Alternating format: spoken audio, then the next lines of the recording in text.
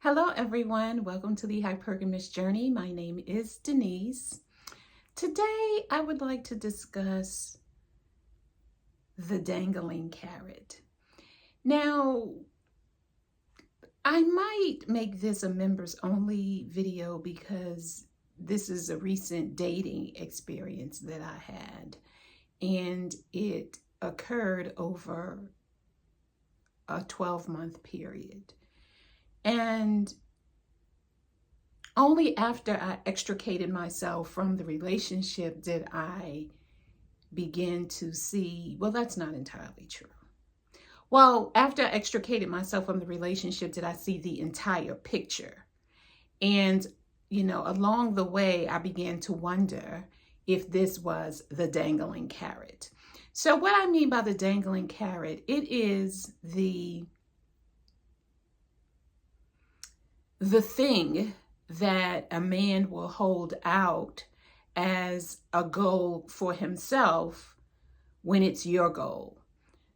So, or he will say that it's his goal, and then you slowly get the feeling that maybe it's not really his goal, and that he is just saying that and going along with what it is that you want in order to dangle the carrot in front of you and keep you involved in the relationship, emotionally attached to him, hopeful about the direction that the relationship is moving, and he's doing things that on the surface appear to be going in the direction of the dangling carrot.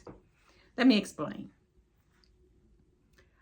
I met a man about a year ago, and he told me that he was celibate, that he wanted to get married, and that he was looking for his wife. And I shared with him that I wanted to marry, and I was celibate as well. So at each point during the relationship, touch points, he did things that made me think that he was interested in marriage. For example, at the 3-month mark, it was his birthday. So I cooked for his birthday. I did a birthday dinner. And well, actually, it wasn't even a dinner. It was a lunch because we were seeing each other in the daytime. So I made a birthday lunch for him. And then 2 weeks later, it was Christmas. So I met his youngest daughter and his oldest daughter for dinner, like a week before Christmas.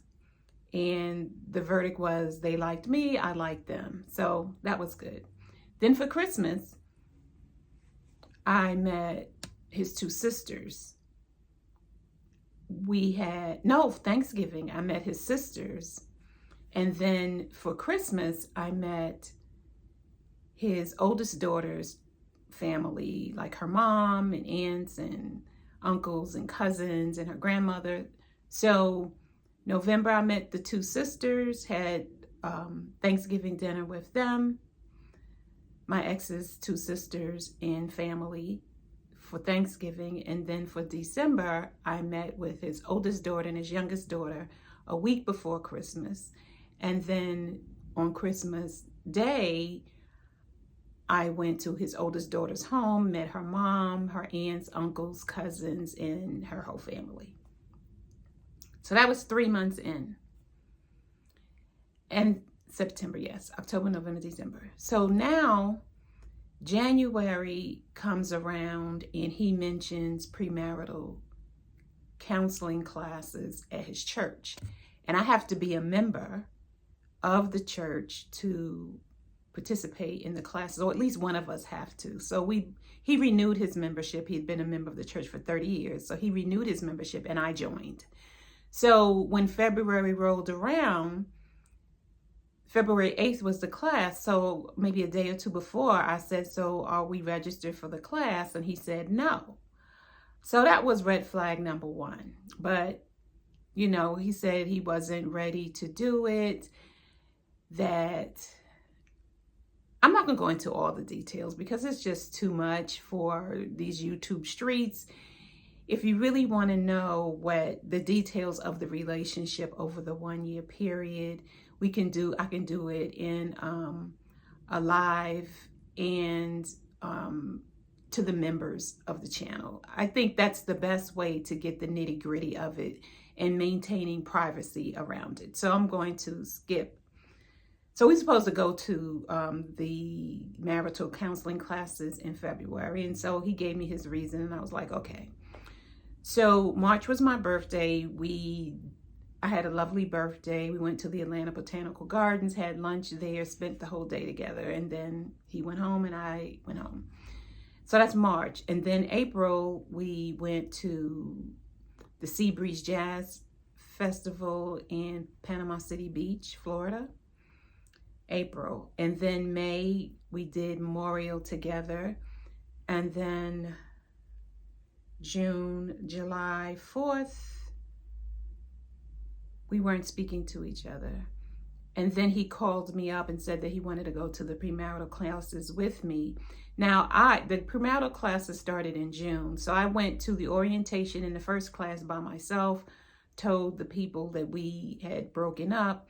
And then he said, I've been thinking and I really want to go to this class with you. It will help me make a decision about whether we're compatible. And I was like, okay. And so we did that. And suffice it to say that there were no red flags in this 6-week course between us. Our communication was on point. We were already doing what they said couples should. We were already doing what this course said couples should do when they communicate with each other. We were already doing it. We didn't have any issues around finance. We didn't have any issues around blended family situations. I don't have any children, so it's pretty easy for me, but I understand that, children have their own personalities and they may like your spouse or your spouse to be, or they may not. And, some of them were self-sufficient and then others needed help, financial help. So, we would talk about that. And they're his children. As long as, and this was my view, as long as our household is taken care of, what you do and money that you give your children has nothing to do with me as long as home is taken care of first. That's my opinion about that. So we were on accord with that. But the dangling carrot was marriage. The dangling carrot was marriage. And, it is my desire to let women know, mature women know exactly what's going on in these dating streets. And, I have a membership, and the membership gives you access to really personal information about my dating, because basically out here, I'm being very general. So, the membership is on the join button. And other than that, I'm just going to keep it general. So to me, it was the dangling carrot was marriage. I told him I wanted it. That's why I was dating. He brought it up and he agreed that he wanted that too. But in the end, he said he didn't feel comfortable. Didn't feel sure about our relationship. And he needed some additional time. And I just cut it off. I just cut it off. I said, why am I giving him more time when he has indicated along the way through various behaviors that he wasn't sure about marrying me. And I was unwilling to give him more time to figure it out. And my thought is, if you need more time to figure it out over there, not while you're with me. Let's break up and you go on and figure it out. What to me, what that is man speak for, I still want to date other women. Now, I'm giving him grace by saying he wasn't dating other women, but who knows, really? I don't really know. I never caught him.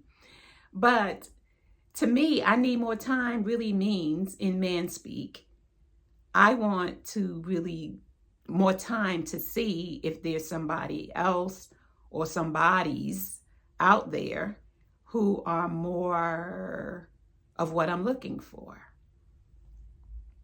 And there's so much other things that went on that just made me say the 12-month mark, I'm done, and walk away. And the biggest thing is I didn't sleep with him. That's why it doesn't have all of the trauma and emotion attached to it that it could for some other women who are or were sleeping with their man and he didn't want to marry them or broke up with them or did something to cause them, the woman, to have to break up with them. And yeah, so that's it about my dangling carrot. I would like to talk about it more in this particular relationship.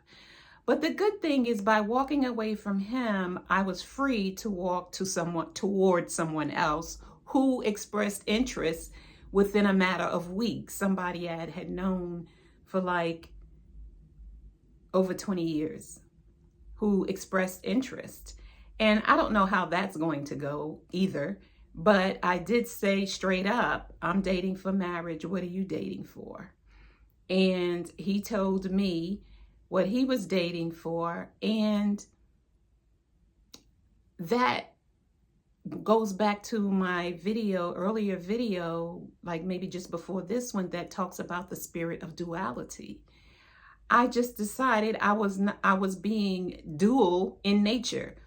Wanting marriage, but saying something else.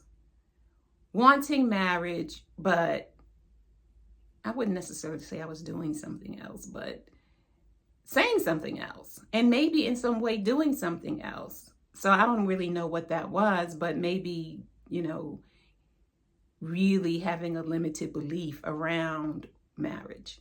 So anyway, I'm dismissing and throwing out the spirit of duality. Either I want marriage or I don't, and I do. And if I do, I need to say it and speak it into existence and let the men know that who are interested in me know, which is I'm dating for marriage. What are you dating for? Because everybody in these dating streets is dating for something and have a purpose.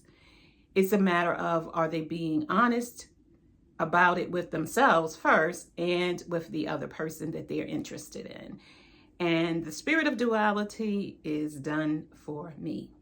So like this video, share it, hit the notification bell so you'll know about new videos that I upload. This channel is for mature women, mature in mind and in age, about dating that leads to marriage.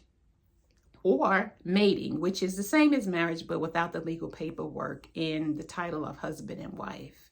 I have journals on Amazon. This is one, I think I have like 20 or so affirmation journals. These are them. Of course, you'll see the merchandise at the bottom. And I have a free dating guide that helps you get started dating again after a long absence from the dating scene. Email me at thehypergamous.journey@gmail.com. And if you need hand-holding, like someone to be your accountability partner, contact me at thehypergamous.journey@gmail.com. And we could talk about how I can be of assistance or of service to you. Anything else? And again, I got my little notes over here on my little pink board. So again, if you really want to know the details and create a community about mature dating and what's going on in these dating streets and my personal experiences with dating, join the membership and click the join button and read all about it. I will see you in the next video. Bye.